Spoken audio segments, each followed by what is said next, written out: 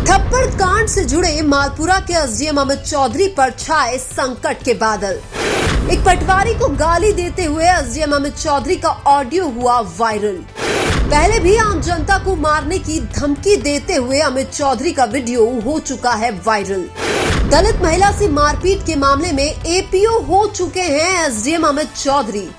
राजस्थान राज्य कर्मचारी महासंघ ने एसडीएम अमित चौधरी पर कार्यवाही करने की उठाई मांग। जिस एसडीएम अमित चौधरी को नरेश मीणा ने थप्पड़ मारा था, वो अमित चौधरी एक ऑडियो में पटवारी को गाली दे रहे हैं। पटवारी का नाम विजय चौधरी बताया जा रहा है, जिसको समय पर काम नहीं करने पर एसडीएम अमित चौधरी गाली दे रहे हैं। उधर पटवारी विजय चौधरी बोलते हैं कि सर वर्कलोड बहुत है, तो अमित चौधरी फिर उस पटवारी को गाली देते हैं। इससे पहले एसडीएम अमित चौधरी एक वीडियो में लोगों को बोल रहा था कि आपको फिर मारूंगा, 10 आओगे तो 10 को मारूंगा। इसके अलावा एसडीएम अमित चौधरी बूंदी जिले के हिंडोली में एक दलित महिला से मारपीट के मामले में एपीओ हो गए थे। ऐसे में सवाल यह उठता है कि अब एसडीएम अमित चौधरी पर सरकार कार्यवाही करेगी या नहीं।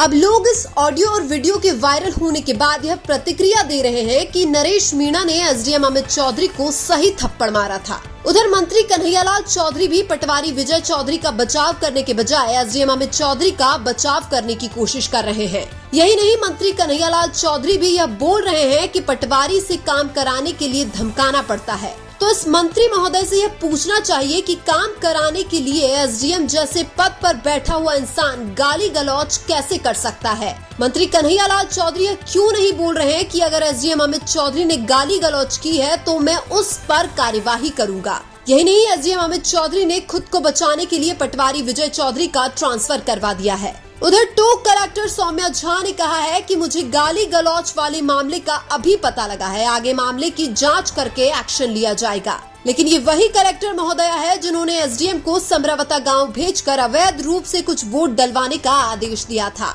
यानी कि टोक कलेक्टर सौम्या झा और एसडीएम अमित चौधरी ने मिलकर समरावता गांव वालों का अधिकार छीनने का प्रयास किया था। लेकिन उस दिन समरावता गांव में नरेश मीणा मौजूद थे और नरेश ने 3 फर्जी वोटों के इनाम में उस एसडीएम को थप्पड़ जड़ा था। लेकिन अब एसडीएम अमित चौधरी नहीं बचेगा, क्योंकि राजस्थान राज्य कर्मचारी महासंघ भी एसडीएम अमित चौधरी के पीछे पड़ गया है। इससे पहले कॉलेज के दिनों में एसडीएम अमित चौधरी पर एक स्टूडेंट को चाकू मारने का भी आरोप है। इसलिए अब अमित चौधरी के पुराने कारनामे भी सामने आएंगे और उनकी मुश्किलें बढ़ती हुई नजर आएगी।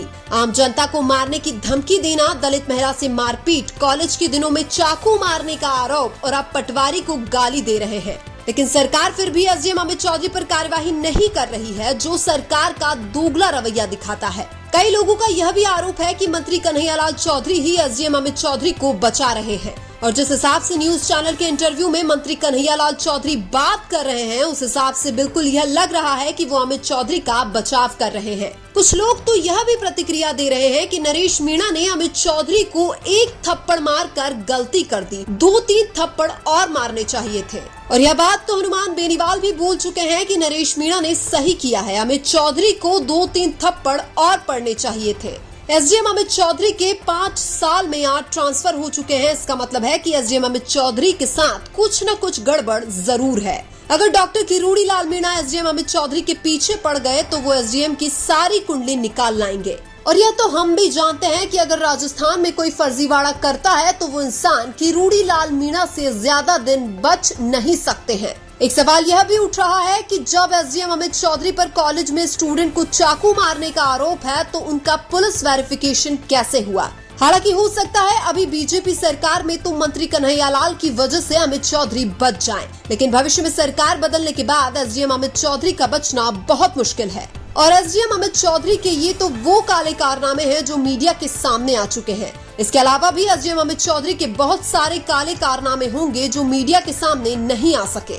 नरेश मीणा तो एक थप्पड़ मारने के आरोप में कब से जेल में बंद है और एसडीएम अमित चौधरी इतना सब कुछ करके भी मंत्री की आड़ में बच रहे हैं। तो सवाल यह है कि भाजपा सरकार लोगों के साथ दोगला रवैया अपनाना बंद करे और जल्दी से जल्दी एसडीएम पर कार्यवाही करे।